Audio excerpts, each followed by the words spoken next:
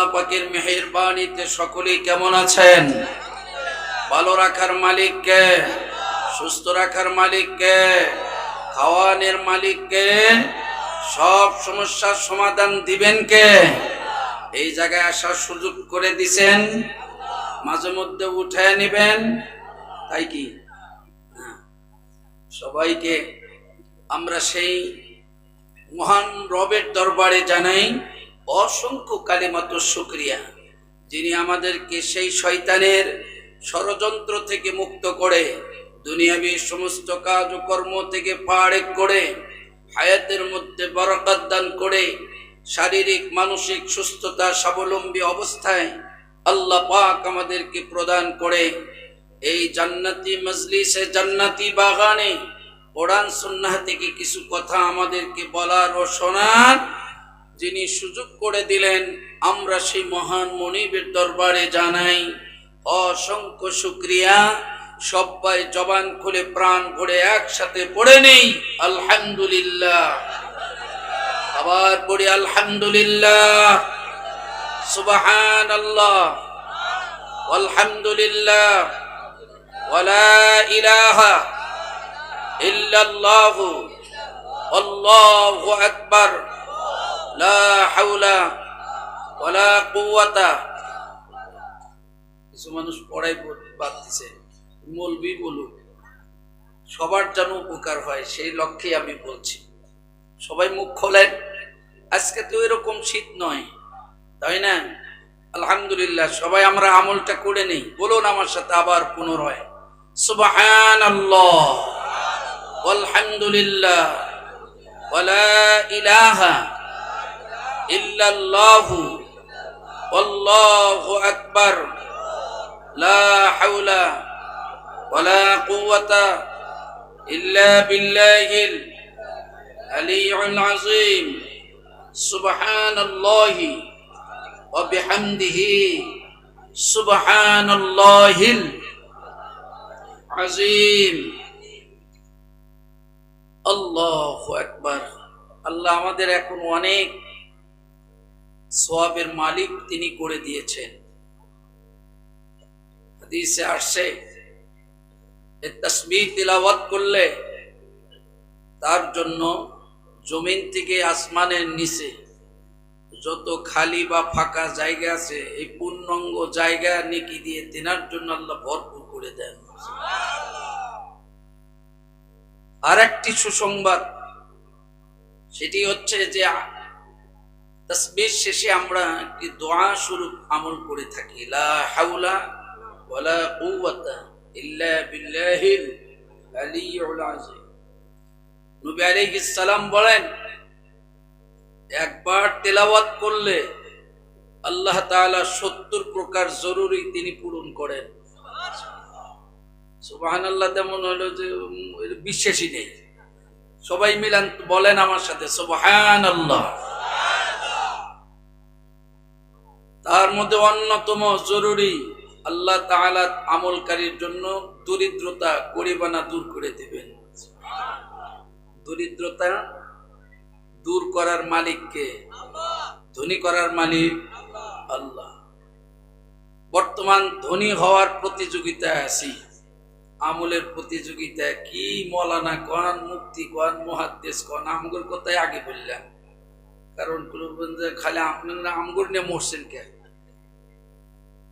আমাদের কথা, বিশেষ করে আমার কথাই বলি, আমি অন্যের কথা নাই বলি।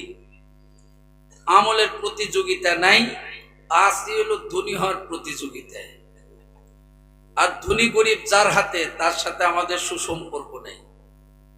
তিনি যা বলছেন মানি না, অমান্য করে বর্তমান একটি ভাইরাস বর্তমান সমাজে অত্যন্ত এই ব্যবসার প্রবণতা বেড়ে গেছে, বৃদ্ধি পেয়েছে। সেই ব্যবসা বাণিজ্যের নাম হলো সুদ। নাম কি? এই কথাগুলি কিছু লোক আসবে না। আমি 1 মিনিট এই ব্যাপারে একটু কথা বলবো, কারণ এই আলোচনা স্বয়ং আল্লাহ করেছেন। আর আমরা যদি সেটা গোপন করি, এ ব্যাপারে আমাদেরকে জবাবদিহি করতে হবে। বর্তমানে এই ভাইরাসে গোটা দেশ, আমি কুড়িগাতির কথা বলছি না, আমারও তো একটা মহল্লা আছে, সে মহল্লায় এই ধরনের এই কুকর্মের ব্যবসা আছে, ব্যবসা করছে। আল্লাহ হালাল ব্যবসা কি করছেন? হালাল। হালাল শুধু নয়, এটা নবী আলাইহিস সালামের সুন্নাত। আল্লাহ তাআলা বলেন, ওয়া আহাল্লাল্লাহুল বাইআ ওয়া হাররামার রিবা। আল্লাহ তাআলা ব্যবসাকে হালাল করেছেন, আর সুদকে কি করছে? হারাম করলেন না আরাম করলেন? হয় ভালো করে বললি আরো একটু ভালো হয়। হ্যাঁ বলেন, সুদকে আল্লাহ তাআলা কি হারাম না হালাল? হারাম। যারা ব্যবসা করছে তাদের কাছে খুব আরাম হয়েছে। আমরা আঞ্চলিক ভাষা, আমাদের গ্রামগঞ্জের ভাষায় বলি, হঠাৎ করে আঙ্গুল ফুলে কলা গাছ, আঙ্গুল ফুলে ধনী হয়ে গেছে। কিছুদিন আগে ভ্যান গাড়ি চালাইলেন, 4 চাকা চালায়, হাতের মধ্যে আঙ্গুলের মধ্যে দেখবেন 5 আঙ্গুলে স্বর্ণ আংটি দিয়ে রাখছে, গলার সাথে স্বর্ণ সেট। কি ব্যাপার? বুঝবেন না, উনি ব্যবসা করে, নগদ ব্যবসা। কিসের ব্যবসা? নগদ ব্যবসা। মাস গেলে, সপ্তাহ গেলে, দিন গেলে নগদ টাকা। সোনার ভাই 1 মিনিট টাচ দিছি বলছিলাম, পুরো হয় নাই। আমি এতটুকু ব্যক্ত করতে চাই, আঙ্গুল ফুলে কলা গাছ যতই হও, হারামের কোনোদিন আরাম নাই। কথা কন না কেন? আর হারামের জিম্মাদারি আল্লাহ নয়, হালালের জিম্মাদারি স্বয়ং আল্লাহ। কথা কি ঠিক আছে?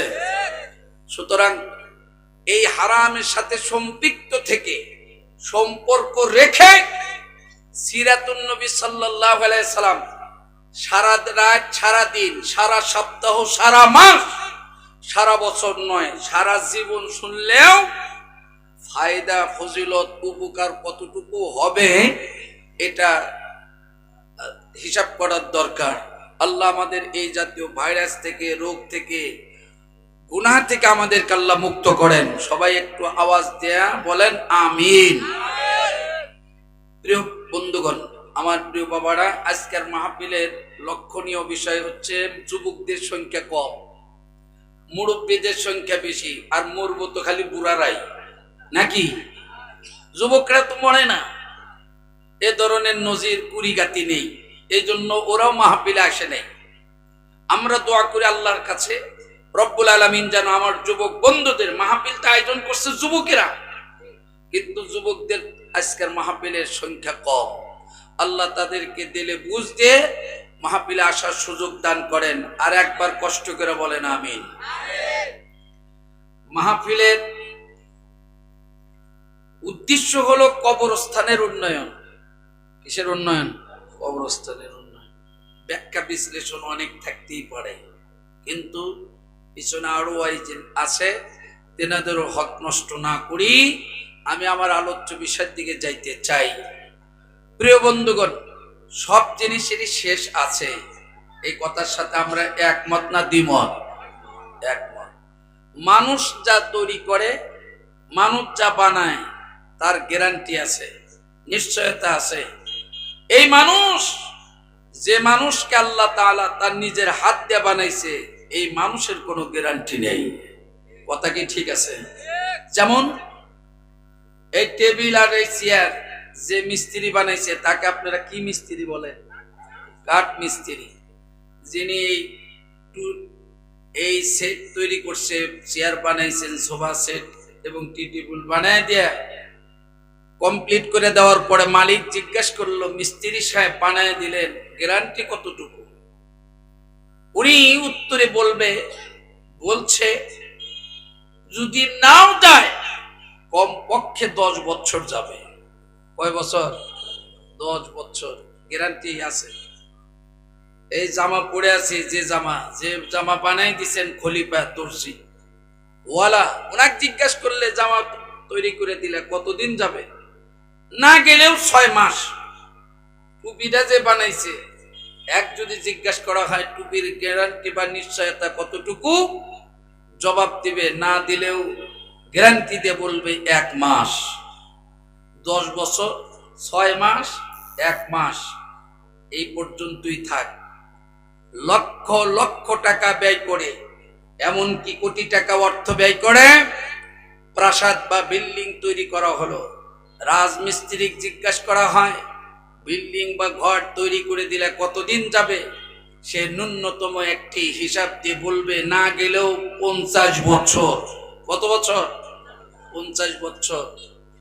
এই রাজমিস্ত্রি যদি জিজ্ঞাসা করা হয় 50 বছর তোমার হাতের বানানোর জিনিসের নিশ্চয়তা দিলা, ও রাজমিস্ত্রি ভাই বলো তো তোমার হায়াতের, তোমার এই জীবনের গ্যারান্টি কতটুকু? জবাব একটাই দিবে, একটাই উত্তর আসবে, একটাই তার প্রশ্নের জবাব, এটাই পরিষ্কার পরিচ্ছন্নতা আসবে। নিজে রাজমিস্ত্রি তার বিচক্ষণতা দিয়ে, অভিজ্ঞতা দিয়ে তার এরকম দিক নির্দেশনা, যে বিল্ডিংটা বানানো হলো, যে ঘরটা তৈরি করা হলো, এই ঘর বানানোর পরে মিস্ত্রি সে নিশ্চয়তা দিলে এতদিন যাবে। আমার বন্ধুরে দুনিয়াতে যত ঘর বাড়ি টাকা পয়সা অর্থ সম্পদ অট্টালিকা যা কিছু আছে, সব জিনিসের সব বস্তুর গ্যারান্টি দেওয়া যায়, আমার বন্ধুরে নিশ্চয়তা দেওয়া যায়। কিন্তু পৃথিবীতে শুধুমাত্র কেবলমাত্র একটি জাতির সর্বশ্রেষ্ঠ জাতি আশরাফুল মাখলুকাত মানুষ, এই মানুষের তার জীবনের কোনো গ্যারান্টি নাই। বাদাম খাওয়া কি বাদ দিবে? আমি কি কানা বক্তা? আমার জন্মগত, খালি আমার না, প্রত্যেকেরই সামনে একজন মুখ নাড়াইলে আর একজন চায় থাকে দেখে। যে বিড়ি খায় আর একজনের সামনে বিড়ি খাইলে তার নিশা ওঠে। যে খায় হে কয় ঠিকই কইছে। যে চা খাওয়ার যে নিঃস্বার্থ, আর একজন মুখে যদি চা দেয় তার ভিতরে সে চাহিদা জাগে। গাঁজাখোর দেখলে আর এক গাঁজাখোরের নেশা ওঠে। এক মদখোর আর এক মদখোরকে দেখলে তার ভিতরে চাহিদা জাগ্রত হয়। অনুরূপ ভাবে এক নামাজি আর এক নামাজিকে দেখলে নামাজের কথা মনে হয়, এক টুপিওয়ালা আর এক টুপিওয়ালাকে দেখলে এই সুন্নাতের কথা মনে হয়, মসজিদ দেখলে নামাজের কথা মনে হয়। এটা মানুষের ভিতরে জন্মগত স্বভাব, এটা ওয়াজ করে বুঝাইতে হবে না। আমাদের ভালো স্বভাবের দরকার আছে না? না, মুখ বড়, চোখ বড়, সাংঘাতিক। এটা এমন একটি বস্তু, আমার মুখের মধ্যে এখন তেঁতুলের এক অংশ দিয়ে খালি যদি পানি মারি, আপনার মুখে পানি আসতে কি তাফসির করা নেই?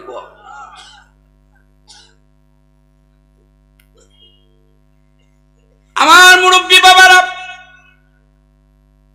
যে কথাটি বলতেছিলাম, পৃথিবীর সব বস্তুর গ্যারান্টি আছে।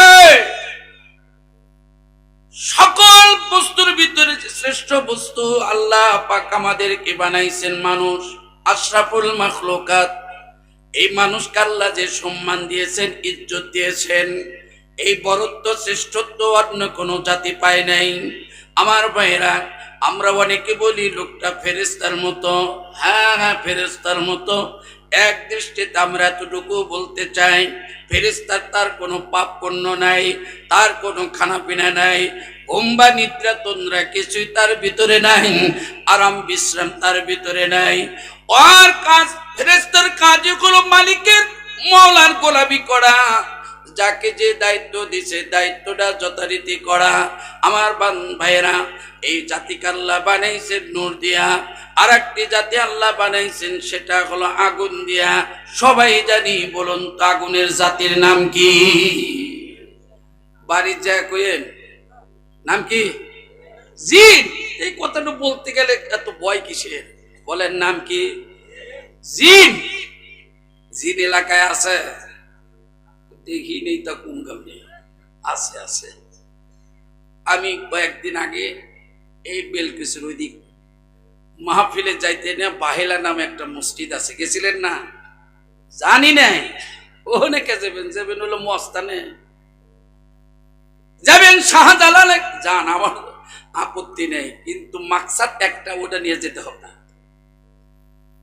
মসজিদের মুয়াজ্জিনের সাথে আমার খুব সখ্যতা আছে। জিজ্ঞেস করলাম কি হালত, কথা বলতে বলতে এক কথায় বললেন, মুসল্লি তো অনেক হয়, উনি এক পর্যায়ে বললেন, হুজুর এটা শুধু মানুষ মুসল্লি দেখেন না। তখন আমার ভিতরে কৌতূহল সৃষ্টি হলো, কেরে মানুষ শুধু মুসল্লি না, আবার কোন মুসল্লি? উনি তখন বললেন, নুরি ভাই।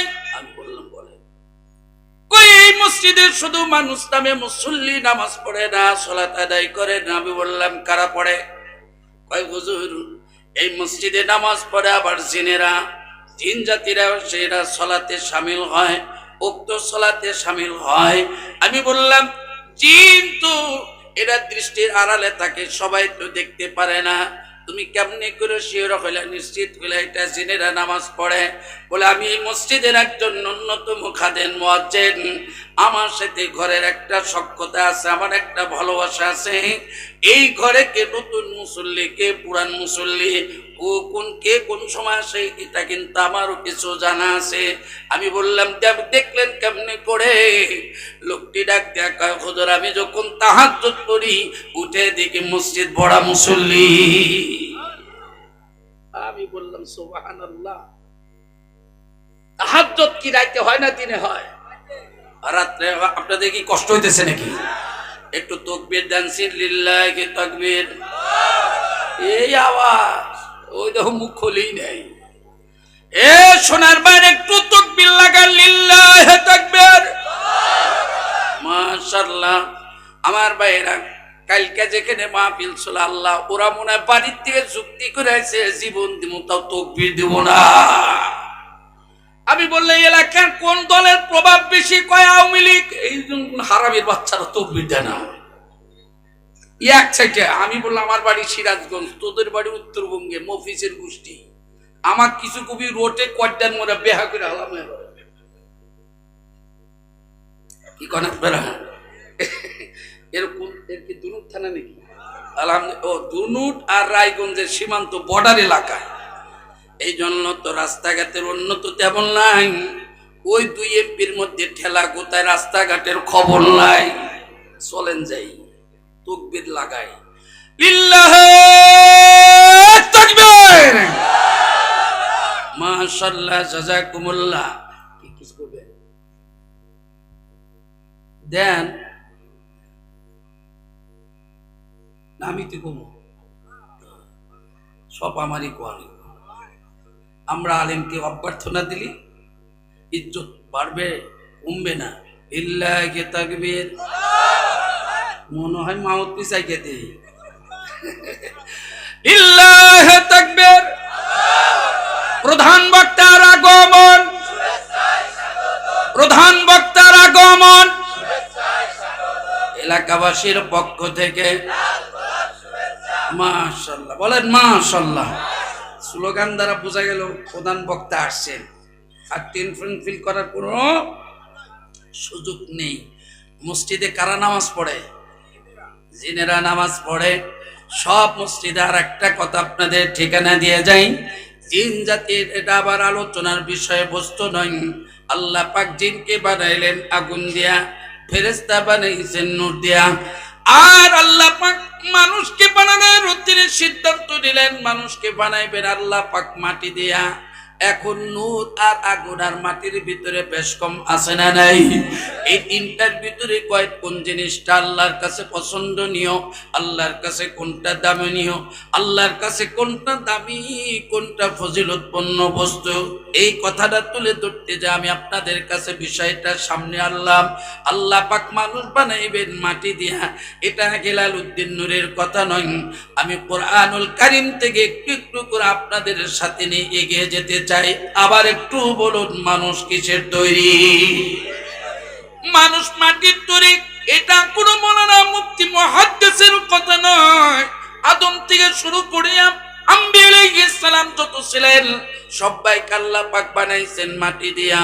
আমার ভাইরা, ইখতিলাফ একজন করতে পারে, কিন্তু সেটা তার ব্যক্তিগত ব্যাপার। আমি আপনাদের কাছে বলতে চাই, আদম থেকে আদম আলাইহিস সালাম থেকে শুরু করে আমার নবী রাহমাতাল লিল আলামিন পৃথিবীতে যারা আসেন, দুইজন মানুষের কোনো মা বাবা ছিল না। আর একজন পয়গম্বরের পিতৃ ছিল। পিতৃ ছিল আমার ভাইয়েরা পিতৃহীন অবস্থায়, বাবা বিহীন অবস্থায় দুনিয়াতে আল্লাহ তাকে পাঠাইছেন। আমার ভাইরা, এইগুলো ব্যতীত যত পয়গম্বর পৃথিবীতে আসেন, সকল পয়গম্বরকে আল্লাহ তাআলা তার বাবার মাধ্যমে মায়ের পেটে মায়ের রেখে পাঠাইছে। ভাইরা আমার, আমি আপনাদের কাছে এই কথা পরিষ্কার করতে চাই, আল্লাহ মানুষকে বানাইছেন কি দিয়া? জবান খুলে বলে কি? মাটি। আর একটু জোরে কার নাম কি? মাটি ভিতরে আছে না নাই? শুধু আল্লাহ পাক মাটি দিয়া বানায় নাই, কত কথা আল্লাহ পাক বলছেন মাটি দিয়া বানাইছি। মিনহা খালাকনাকুম ওয়া ফিহা নুঈদুকুম ওয়া মিনহা নুখরিজুকুম তারাতান উখরা। এই কালামে পাক দোয়া কবরস্থানে পড়া হয় কি হয় না? কোন সময়? যখন মাইয়াত মরহুমার বুকের উপর মুখের উপর তার বুকে মাটি দেওয়া হয়, পাশে কবরের পাশে দাঁড়ায় একজন বলে দোয়া কয়া দেন, মিনহা খলাকনাকুম। কি দোয়া পড়তেছে অর্থ জানি না, দোয়া পড়তেছে মিনহা খলাকনাকুম ওয়া ফিহা নুঈদুকুম ওয়া মিনহা নুখরিজুকুম তারাতান উখরা। আমি আল্লাহ, ঘুমাইতেছেন না আপনারা? আলহামদুলিল্লাহ, আমার দিকে তাকাইলে চোখ বন্ধ করলে ঘুম ধরে। আমি হেলাল উদ্দিন নুরির চিৎকারে যারা ঘুমায়, চোখে সমস্যা আছে। আকবার কোন, আল্লাহু আকবার। মিনহা খলাকনাকুম, আল্লাহ বলছেন তোমাকে বানাছি মাটি দিয়া। কি দিয়া? মিনহা খলাকনাকুম, আল্লাহ পাক বলেন মাটি দিয়ে তৈরি করছি। ওয়া ফিহা নুঈদুকুম, এরপর আবার পুনরায় মাটির ভিতরে তোমাকে নিয়ে আসতে হবে। আমার আল্লাহ পাক বলেন মাটি দিয়ে বানাইলাম, মাটির ভিতরে আসতে হবে। ওয়া মিনহা নুখরিজুকুম তারাতান উখরা, আমার আল্লাহ আবার মাটির থেকে আরেকটা আদালতে দাঁড় করাইবেন হাসরের ময়দানে। ও মুসলমান ভাইরা আমার, বাবারা, এই একই আয়াতের ভিতরে আল্লাহ তিনটা শব্দ ব্যবহার করে বুঝাইলেন জাতিকে, বানাইছি মাটি দিয়া, রাখবো মাটিতে, আবার এই মাটির থেকে তোমাদের উঠাবো হাসরের ময়দানে। এই কথা আমাদের ইয়াকিন আছে না নাই? কার কার আছে? দুনো হাত তুলে বলো আল্লাহু আকবার। হাত টান টান করেন না, একটু নাড়া দেন। তাকবীর। কোরআন সুন্নাহর আলো, সংসদে জলো। এরও স্লোগান কম হয়, আলী কয় ঘরে ঘরে জলো, যায় দেহ অন্ধকার, যায় কি অন্ধকার। বড় ঘরের নাম কি? সংসদ। বড় ঘরের নাম সংসদ। Thank you. কারণ ওখানে যদি জলে সব জায়গায় জলার ব্যবস্থা হবে, তার চাই মরার পরে নিয়ে তো সংসদই তো নাকি? হ্যাঁ, এই জন্য জিজ্ঞেস করছিলাম সবচেয়ে বড় ঘরের নাম কি? কব। হ্যাঁ, একটু বুঝা গেছে। আজকে ওয়াজ হলো কবরস্থানের ওয়াজ, ও কবরস্থানের। এর আগে 15-16 বছর গেলে খালি কয় যে গোরস্থানের ওয়াজ করেন, সংসদের ওয়াজ করেন না। মনে হয় সংসদ ওর বাপ কিনে দিয়ে গেছিল। কথা কন নাকি আপনারা?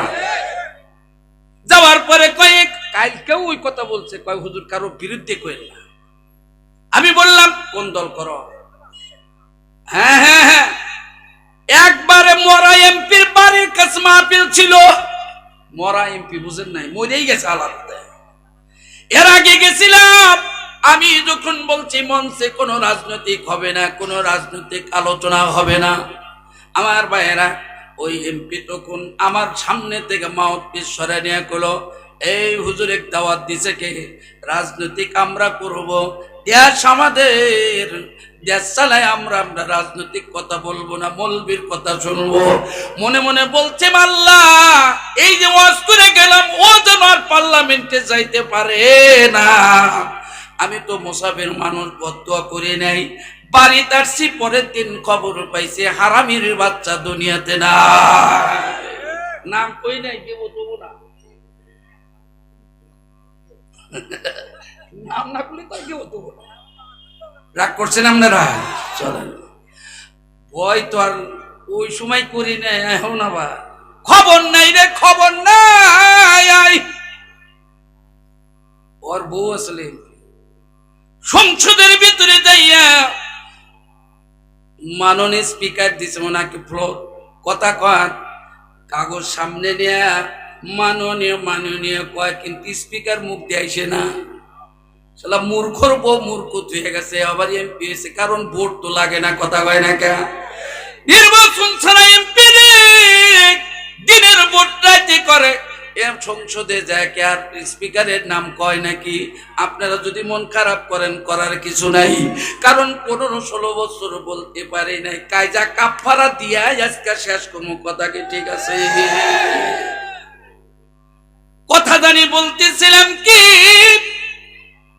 আমার বন্ধুরে লোককে গেছি আমার কার বিরুদ্ধে কয়ে, মনে আছে না? আমি বললাম কোন দল করো, তখন আর একজন কয় হুজুর বুঝেন না কোন দল করে। আমি বললাম না বুঝি না, ভেঙ্গে কও। আর একজন কয় ভেঙ্গে করলে ওর খবর আছে। আমিও জানবার চাইতেছি এই কথা তো বলছে ওই স্বৈরাচার থাকাকালীন, এখন তো এই সুর মেনে নেওয়া যাবে না। আমি বললাম ঠিক আছে, কারোর বিরুদ্ধে বলবো না, পাগলা নাও ডুলাইও না, পাগলা নাও। আর মনে হয়ে দিলা। এবার চলুন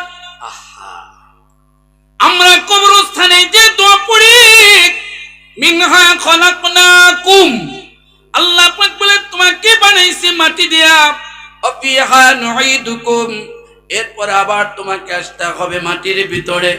আবার আল্লাহ পাক এই মাটির থেকে আমাদের হাসরের দিন উঠাইতে পারবেন, ক্ষমতা আল্লাহর আছে না নাই?